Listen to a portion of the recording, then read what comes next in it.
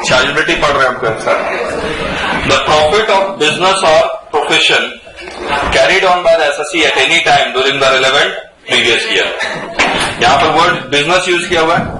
Business includes trade, commerce or manufacture or any adventure or concern in the nature of trade, commerce or manufacture, यानी कि TCM और AC इन TCM. मैंने आपको business का मतलब क्या बताया था, अगर आप बेचने में मेहनत करेंगे तो बिजनेस है। सेक्शन 2 सबसेक्शन 13 में।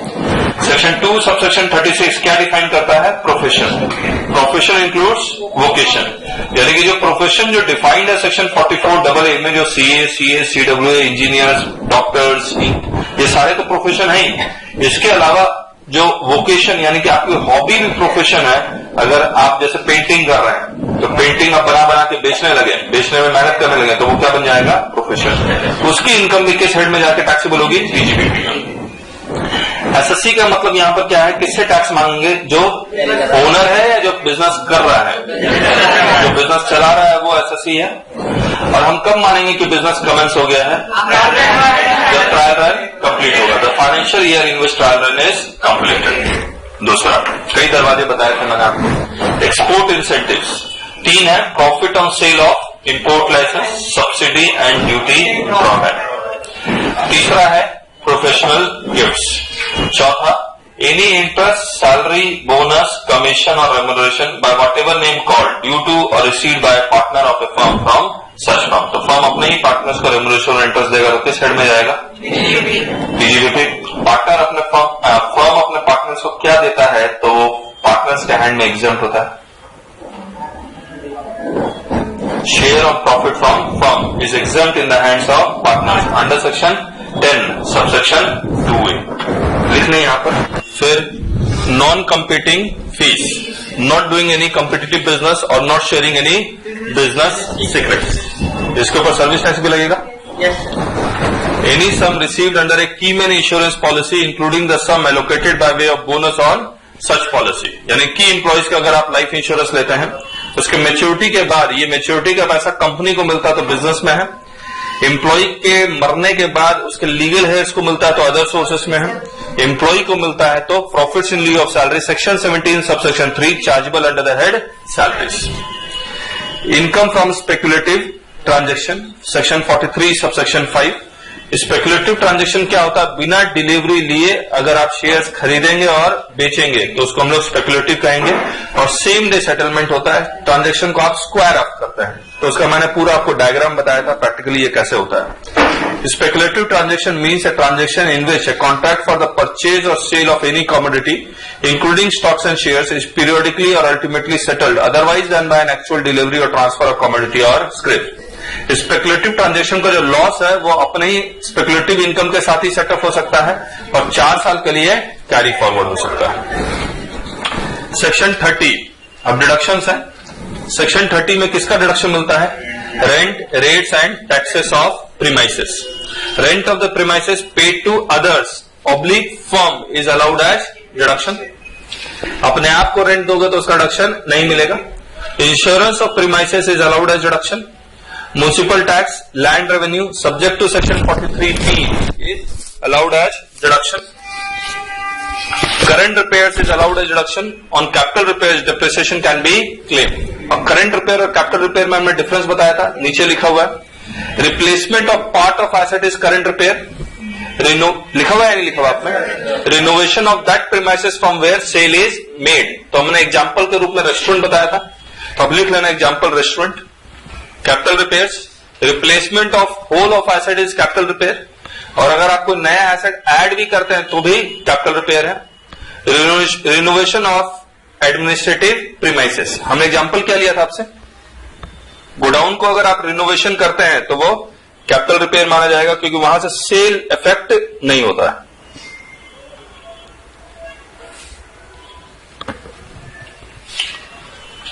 फिर insurance, repairs of plant and machinery and furniture section 31 में है। Point, rent of plant machinery and furniture paid to others oblique firm is allowed as deduction under section 37। Insurance of plant and machinery and furniture allowed as deduction under section 31। Obviously tax तो plant machinery में कोई लगता नहीं है इसलिए हमने not applicable लिखा हुआ है। Current repairs is allowed as deduction. On capital repairs, depreciation can be claimed.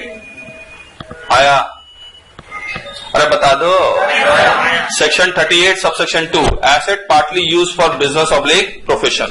अगर ये building, plant, machinery और furniture is partly used for the business and profession, तो जितना business and profession के लिए आप खर्च कर रहे हैं सिर्फ उतना ही part deduction मिलेगा. The above expenditure shall be apportioned to that part of asset which is used for the purpose of business, and that apportioned part will be allowed as deduction. ये सेक्शन 30 रिपीटेड है, 2 बार आ रहा है, तो उसको delete कर लो.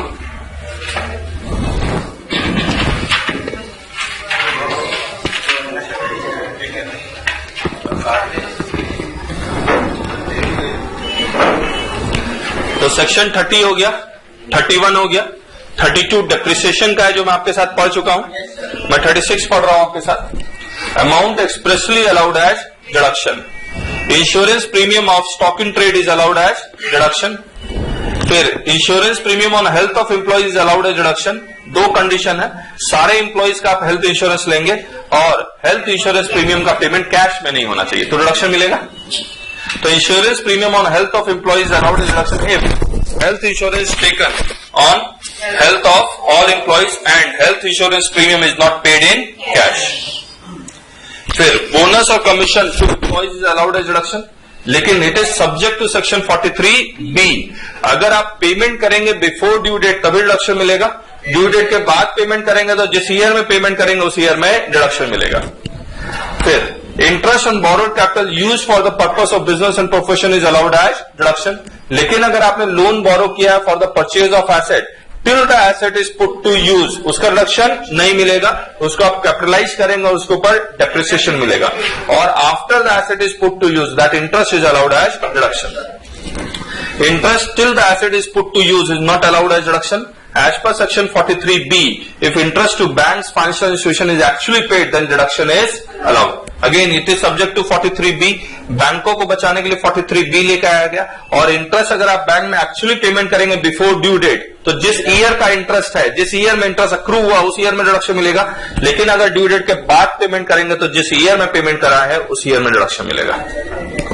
फिर employer's contribution paid towards recognised provident fund or an approved superannuation fund is allowed as deduction.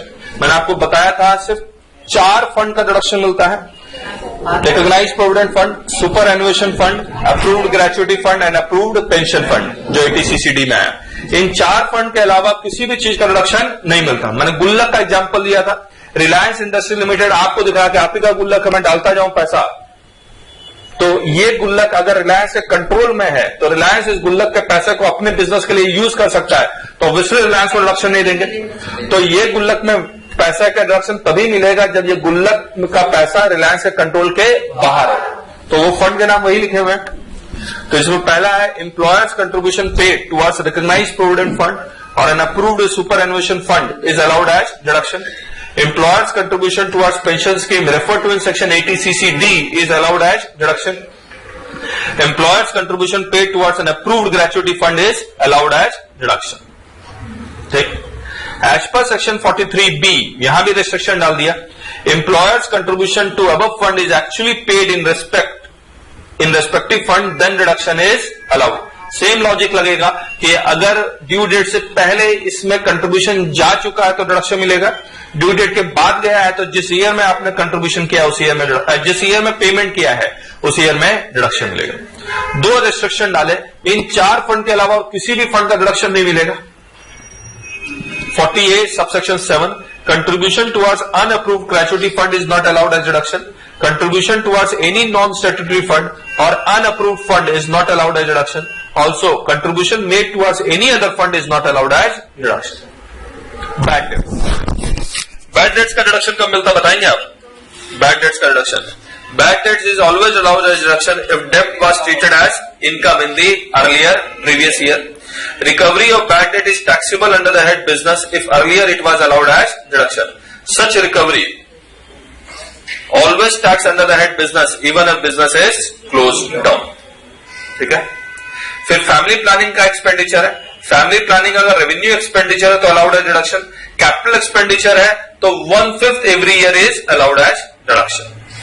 फिर securities transaction tax is allowed as deduction अगर शेयर्स की इनकम आप पीजीपीबी में शो करते हैं। अगर शेयर्स की इनकम अगर आप कैपिटल गेन में ले जाते हैं तो सिक्योरिटीज ट्रांजैक्शन टैक्स का डिडक्शन नहीं मिलेगा। आया section 35 expenditure on scientific research. Again अगर आप इन हाउस रिसर्च करते हैं that in house research should be related to the business. अगर आप फार्मा कंपनी है तो फार्मा से रिलेटेड बिजनेस रिसर्च करेंगे, अगर आप कॉस्मेटिक है तो कॉस्मेटिक से रिलेटेड रिसर्च करेंगे तब रिडक्शन मिलेगा। अब इस रिसर्च को हमने दो पार्ट में डिवाइड किया हुआ है, रेवेन्यू एक्सपेंडिचर और कैपिटल एक्सपेंडिचर। रेवेन्यू एक्सपेंडिचर का हमने 4 एग्जांपल लिए थे आपके साथ, rent of premises, salary to scientist, raw material inputs and salary of support staff. अगर बिफोर कमेंसमेंट ऑफ बिजनेस हुआ है तो पुराना 3 साल पुराना का रिडक्शन मिलता है। और क्या सभी खर्चों का मिलता है, चारों खर्चा का मिलता है या सिर्फ 2 खर्चे का मिलता है? सिर्फ 2 खर्चों का मिलता है। तो हम लोग क्या किया कि before commencement of business rent of premises not allowed, salary to scientist allowed except perquisites of scientist, raw material inputs allowed और salary to support staff not allowed. लेकिन आफ्टर कमेंसमेंट बिजनेस हो तो ये चारों खर्चे पूरे के पूरे मिल जाएंगे। उसके बाद कैपिटल एक्सपेंडिचर में हमने 2 एग्जांपल लिए थे, cost of building and cost of plant and machinery. और हमने बताया था अगर आफ्टर कमेंसमेंट ऑफ बिजनेस है या बिफोर कमेंसमेंट ऑफ बिजनेस है सारा अलाउ है, ठीक है, और जितना खर्चा करेगा उतना ही अलाउ है। लेकिन हमने बनाया था एक्सेप्शन कि अगर दुगना मिलेगा, उम्मीद से दुगना डिडक्शन मिलेगा अगर वो कंपनी हो और research in all product except कुछ नेगेटिव प्रोडक्ट्स के नाम डाले थे और research is approved and expenses are audited, तभी मिलेगा दुगना। लेकिन दुगना कब? आफ्टर कमेंसमेंट ऑफ बिजनेस का, और बिल्डिंग का हमेशा 100%। याद है आपको? अगर आप खुद रिसर्च नहीं करते हैं, अगर आप खुद रिसर्च नहीं करते हैं तो you make contribution to outsiders. If you are making contribution to outsiders तो आप वो आउटसाइडर्स के नाम लिखे हुए हैं, आपको डिडक्शन कितना मिलेगा? उम्मीद से दुगना। कंट्रीब्यूशन टू आउटसाइडर्स में भी रिलेटेड और नॉट रिलेटेड टू बिजनेस। तो कंट्रीब्यूशन टू आउटसाइडर रिसर्च में और may not be related to the business. National laboratory 200%, IITs 200%, approved university, college institution 200%, social statistical research 200%. Section 35D क्या है ये? Amortisation of preliminary expenses. मैंने accounts और tax में difference किया था। अकाउंट्स में इनकॉर्पोरेशन से पहले प्रिलिमिनरी एक्सपेंसेस है और टैक्स में ट्रायल से पहले। अकाउंट्स में सारे एक्सपेंसेस प्रिलिमिनरी एक्सपेंसेस है, यहाँ पर सेलेक्टेड एक्सपेंसेस प्रिलिमिनरी एक्सपेंसेस है जिसको हम लोग एलिजिबल एक्सपेंसेस बोल रहे हैं। Eligible expenses incurred before commencement of business trial run or incurred for extension oblique expansion of business. पहला eligible expenses, preparation of feasibility report, conducting market survey or any other survey necessary for the business, preparation of project report, engineering services relating to the business. मैंने आपको Macbeth गाड़ी के बारे में example लिया था, उसको उस एग्जाम्पल से मैंने आपको ये सारे याद करवाए थे। Legal charges for drafting any agreement relating to the setting up or conduct of the business. Legal charges for drafting, printing, MOA or AOA. Registration fees of a company paid to the registrar of companies, stamp duty. Expenses and legal charges incurred for in drafting, printing and advertising for prospectus. Expenditure incurred on issue of shares or debentures like underwriting, commission, brokerage, entire public issue expenses. इसका number आई है, लिखा हुआ नहीं है। What is not preliminary expenses? अगर इनमें नहीं है तो वो प्रिलिमिनरी एक्सपेंसेस नहीं है। तो अगर ट्रायल रन से पहले अगर आपने एम्प्लॉइज को अपने सैलरी दिया है तो प्रिलिमिनरी एक्सपेंसेस का हिस्सा नहीं है। आपने बिल्डिंग किराए पे लिया तो रेंट दिया, वो भी प्रिलिमिनरी एक्सपेंसेस का हिस्सा नहीं है। अगर आपने लोन लिया और इंटरेस्ट दिया वो भी प्रिलिमिनरी एक्सपेंसेस का हिस्सा नहीं है। तो यहां पर इंटरेस्ट भी लिख लेना।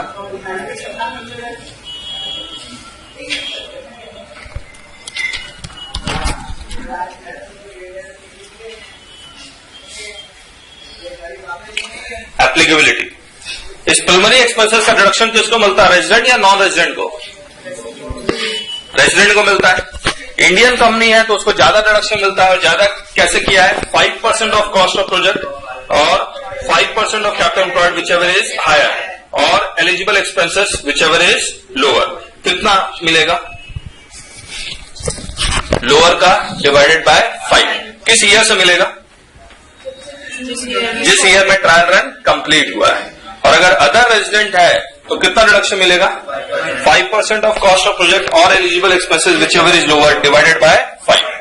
ठीक, कॉस्ट ऑफ प्रोजेक्ट का मतलब ऑल कॉस्ट ऑफ एसेट्स और कैपिटल एम्प्लॉयड का मतलब share capital plus long term loan आएगा।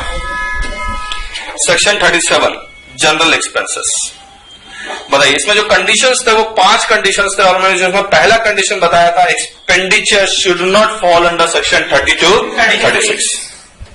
दूसरा, expenditure is incurred wholly and exclusively for the purpose of business. Expenditure is not of capital in nature. Expenditure is not personal in nature. Expenditure should be in the nature of offense. Should not be in the nature of offense or prohibited by law. हमने आपको expenditure का मतलब बताया था। अगर employee आपके यहाँ चोरी करता है, क्या वो खर्चा है या लॉस है? तो लॉस का रिडक्शन आपको सेक्शन 37 में मिलता है या 28 में मिलता है? 28 में मिलता है। तो losses covered under section 28, example under valuation or over valuation of stock. The expenditure should be incurred wholly and exclusively for the purpose of business. इससे मैंने 4 एग्जाम्पल लिए थे। अगर आपने कोई भी खर्चा अपने एम्प्लॉइज के ऊपर किया है तो वो बिजनेस एक्सपेंडिचर है।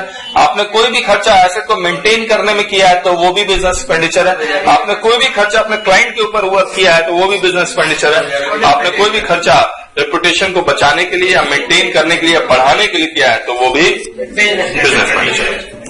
बताइए, कैपिटल एक्सपेंडिचर नहीं होना चाहिए। Example, public issue expenses capital expenditure होता है तो उसका रिडक्शन नहीं मिलेगा। पर्सनल नहीं होना चाहिए। हाउस होल्ड एक्सपेंसेस पर्सनल है तो इसका भी रिडक्शन नहीं मिलेगा। इसमें एक एक्सेप्शन डाला हुआ था कि अगर आप एडवर्टाइजमेंट एक्सपेंसेस पॉलिटिकल पार्टी के ब्रोशर्स पे करते हैं तो उसका रिडक्शन नहीं मिलेगा। नोट में लिखा हुआ, advertising expenses incurred in a brochure of a political party not allowed as deduction. और अगर आप पेमेंट ऑफ ब्राइब दे रहे हैं और या फिर इंफ्रिंजमेंट ऑफ लॉ है, again that is not allowed as deduction. तो payment of bribe, penalty for infringement of law is not allowed as deduction. Payment of ransom money, hafta, is allowed as deduction because it is not stopped by any law. अब इसमें हमने कुछ example ले लिया, जैसे expenditure incurred on development of website. सबसे पहले बताइए, बिजनेस एक्सपेंडिचर है? यस। पर्सनल एक्सपेंडिचर है? नो। रेवेन्यू एक्सपेंडिचर है? यस। कैपिटल एक्सपेंडिचर है? नो। Whether allowed? यस। आ रहा समझ में आपको? Salary to staff business expenditure है? यस। पर्सनल एक्सपेंडिचर है? नो। रेवेन्यू एक्सपेंडिचर है? यस। कैपिटल एक्सपेंडिचर है? No. Then allowed. Expenditure incurred on issue of bonus shares business expenditure? Yes. Personal expenditure? No. Revenue expenditure? Yes. हमने आपको बताया था इसका कहानी। बोनस एक्सपेंडिचर, बोनस इश्यू को हमने जनरल इंश्योरेंस कॉर्पोरेशन ने क्या माना? रेवेन्यू एक्सपेंडिचर माना। Capital expenditure? No allowed. Listing fees business expenditure? Yes. Personal expenditure? No. Revenue expenditure? Yes. Capital expenditure? No allowed. Rent of building which is owned by proprietor, आप अपने आप को किराया नहीं दे सकते इसलिए इसका डिडक्शन नहीं मिलेगा। Interest on loan taken for payment of dividend मिलेगा, इसका भी मैंने केस लॉ बताया था आपको, रेपुटेशन को बचाने के लिए। इनकम टैक्स और वेल्थ टैक्स ये भी पर्सनल एक्सपेंडिचर माना गया, इसके लिए इसका डिडक्शन नहीं मिलेगा। इनडायरेक्ट टैक्स मिलेगा। नाउ रिस्ट्रिक्शन में आ गए हम लोग। Section 40A subsection 2, unreasonable payment to relatives, या फिर ऐसे बंदे को ऐसे कंपनी में पेमेंट कर रहा है जिसमें आपका सब्सटेंशियल इंटरेस्ट है। Unreasonable payment made to relative, ये अनरीजनेबल पेमेंट क्या है, ये कैसे निकलेगा? As determined by arm length price, ये लिखा हुआ आपकी किताब में, as determined by arm length price. चलिए, कैश एक्सपेंडिचर बताइए, अगर आप कैश में खर्चा करते हैं, किसमें खर्चा कर रहे हैं? कैश में। एक्सपेंडिचर कितने रुपए से ज्यादा? 20,000 in a single day to a same person, then it is not allowed as deduction. ठीक है। और अगर आप ट्रक ऑपरेटर को पेमेंट करते हैं तो 20,000 की जगह क्या लेंगे? 35,000। फिर नॉन एप्लीकेबिलिटी, ये वाला खर्चा, ये वाला रिस्ट्रिक्शन एप्लीकेबल नहीं होगा अगर आप पेमेंट किसको कर रहे हैं, बैंक्स को, फाइनेंशियल इंस्टीट्यूशन को या फिर गवर्नमेंट को। अगर आप फार्मर को पेमेंट कर रहे हैं तो भी ये एप्लीकेबल नहीं होगा, और अगर आप ऐसी जगह पेमेंट कर रहे हैं जहां पर बैंक ही नहीं है तो भी ये भी एप्लीकेबल नहीं होगा। सेक्शन 43B, 43B में ड्यू डेट से पहले पेमेंट करेंगे तो रिडक्शन मिलेगा, जिस ईयर का खर्चा उस ईयर में मिलेगा। इन 43B में कौन कौन सा पेमेंट कवर्ड है, interest payment to banks, indirect payment to government, indirect tax payment to government, employers contribution to provident fund, gratuity fund, leave salary and bonus. आप लिखिए बोनस एंड कमीशन दोनों है।